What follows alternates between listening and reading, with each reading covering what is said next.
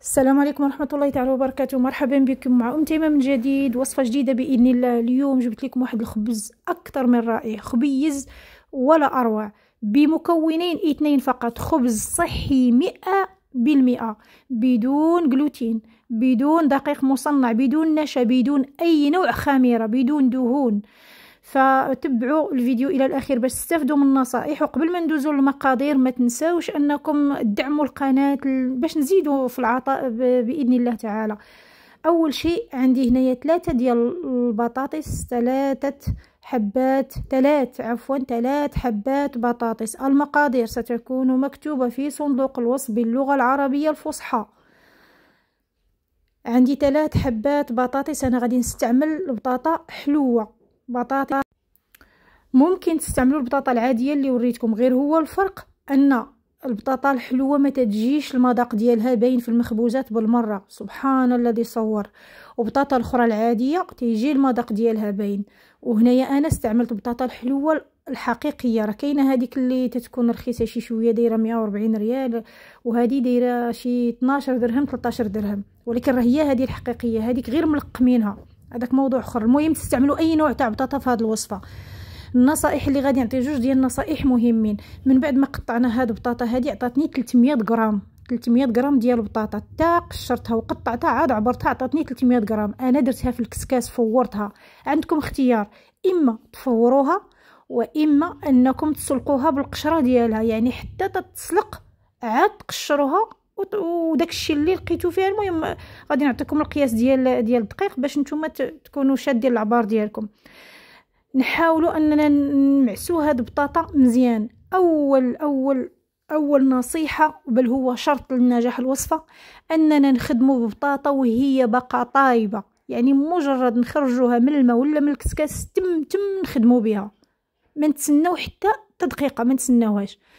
من بعد فاش معسنا هذيك البطاطا وهي باقا سخونه جدا، غادي نزيدوا عليها 300 غرام ديال دقيق الارز. هادو هما المكونين 2 فقط. بالنسبه للملح راه ما تعتبرش مكون، لان كاين اللي تيستغنى على الملح ما تيديروش. صافي الملح حسب الذوق. انا درت شويه د الملح، يعني عندنا بطاطا حلوه ودقيق الارز، هادو هما المكونات اللي كاينين في الوصفه. 300 غرام ديال بطاطا حلوه كما قلت، معكناها ولا معسنا كل واحد كيفاش تيقول ليها. زدنا عليها 300 غرام ديال دقيق الارز، ولكن ما نزيدوش الارز دقه واحده، نزيدو غير شويه بشويه. تنحاولوا نخدموا بشي معلقه ديال الخشب، لان تتكون هذيك بطاطا سخونه جدا، يعني ولا نديروا شي ليغا من بعد. المهم في البدايه ضروري معلقه ديال الخشب، ولكن راه سخون، يعني ما تقدروش انكم ديروا يديكم في البطاطا. الحاجه اللي بغيت نقول، النصيحه الاولى قلتها، هي اننا نخدموا بطاطا وهي سخونه جدا. من بعد فاش تنزيدوا هذاك دقيق الارز، الا شفنا ان العجينه خاصها شي شويه د الماء، تنزيدوا الماء اللي سلقنا فيه بطاطا اولا اللي فورناها فيه، ولكن نحاولوا نعاودوا نشعلوا عليه العافيه باش يولي طايب، يعني تيخرج منه البخار، خاصو يكون طايب. وتنزيدوا غير بمعلقه. يعني النصيحه الثانيه، خاص العجينه تكون قاصحه، يعني هي راه ما تلصق باليدين ما والو، خاصها تكون قاصحه. يعني بحال العجينه د المسمن، اللي خدم ديجا المسمن. تنهضر على بدون جلوتين، ما عندناش علاقه بالجلوتين. خاص العجينه تكون واقفه باش تجينا مرقه، كذلك خاص هاد العجينه هذه تجينا واقفه. بحال الخبز ديال الطاكوس اللي درت معكم بالماء الطايب، اللي درنا 2 الانواع ديال الحنطه السوداء وديال الميكس، بحال هكاك. يعني العجينه خاصها تكون واقفه. تنزيدوا الماء. قلت لكم الا خصنا، بحال دابا انا خصني زدت تقريبا 3 المعالق كبار هما اللي زدت، ولكن حتى عاودت شعلت عليهم العافيه وطاب داك الماء. يعني النجاح الوصفه خاص كل شيء نخدموا به هو سخون جدا، لان علاش؟ باش يبقى لينا الخبيز رطب، لان ما فيهش خميره. الوصفه اللي كنا درنا بطاطا حلوه ديال البطبوط، الحمد لله كنت قلت لكم انا بطاطا واخا تبقى بايته يعني تنهضر على البطاطا الحلوه، اما الاخرى خصنا نخدموا بها تمتم. بطاطا حلوه واخا تبات في الثلاجه ديك الساعه نخدموا بها ما كاينش مشكل. علاش؟ لان داك البطبوط كنا درنا فيه الخميره. هذاك البطبوط الحمد لله يعني كان بزاف الناس ولا عندهم معتمد ورائع جدا على ذكر هذه المساله هذه.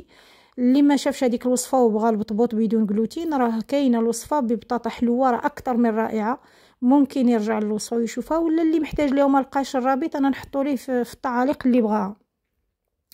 صافي من بعد فاش خدمنا هذيك العجينه كما تشوفوها هي واقفه، ولكن شوفوا هاد العجينه لان اصلا خدمناها غير بطاطا ودقيق الارز، ما فيها لا صمغ، ما فيها لا بسيليوم، لا حتى شي لا بيض لا والو، يعني خصنا نتعاملوا معاها برفق باش تنرشوا لو بلون دو طرافاي، باش نرشوا البوطاجي ولا طبله لا بغينا نقرصوا فيها ترشوها بدقيق الارز. وهذا الخبز باش يجيكم مزيان، النصيحه الثالثه هو نرققوه اكثر ما يمكن، يعني قدر المستطاع. شفتوا كيفاش رقيق بحال خبز الشاورما، بحال الخبز ديال الشاورما، بحال الخبز ديال الطاكوس. يعني ممكن اننا هذا الخبز هذا ناكلو به الطاجين، نعمرو فيه شاورما، نعمرو فيه طاكوس، يعني كاع نديرو فيه ساندويتش. الله يقلب بزاف ديال الحوايج. ويا سلام الا كانوا شي قطيبات ولا الشوا المغربي كفيته ولا هذه، يا ربي ترزق كل فقير مسلم من حيث لا يحتسب. تيجي ما نعاودش لكم، رائع جدا هذا الخبز. بحال داك ما عرفتش يعني صحاب بني ملاح حنا كنا تنسميوه داك الرقاق، كانوا تيديروه في العيد. يعني ممكن هذا حتى انكم ديروه في العيد مثلا وتذوبوا زبيده مع الزعتر وهذا والعسل الحر وتنرطبوه هذا الخبز هذا في العيد. الناس راه تاع بني ملال غيكونوا عارفيني، ولا بعض المدن اخرى اللي تيديروا هذه الوصفه تاعهم ما عرفتش واش تيديروها.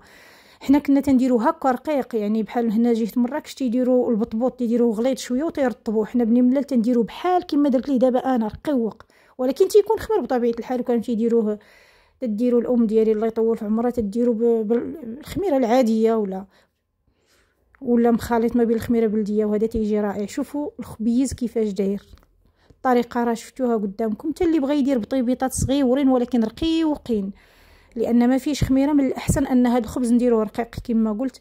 اللي بغى يديرهم صغيورين هكا يديرهم، يحاول يعمرهم بشي حاجه. شوفوا الخبز كيف ما قلت لكم ما شاء الله، بدون خميره، بدون جلوتين، بدون دهون، بدون نشا. اتمنى الحلقه ديال اليوم تعجبكم وتستافدوا منها وتجربوا هذا الخبيز هذا، وما بقاش زعما الانسان يبقى محروم.